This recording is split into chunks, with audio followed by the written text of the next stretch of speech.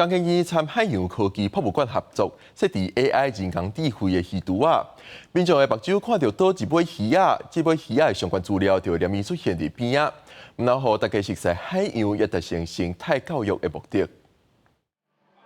游客我近看 AI 系统会自动侦测人的目睭角度，利用大数据资料库来判断民众所看到的是倒一尾鱼啊，而且显示出鱼啊什么名。摆档利用手势来了解相关资料，可以学到比较多。上课就只能看课本啊，可是这个是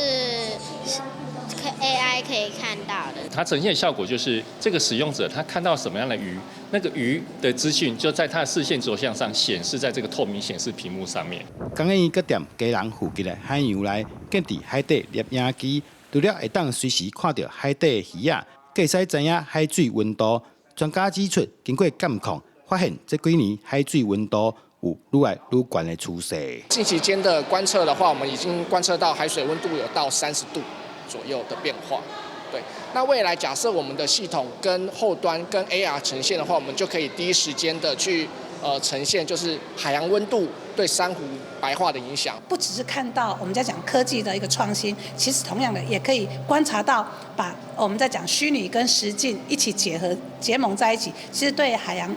的认识其实是有进一步的认知。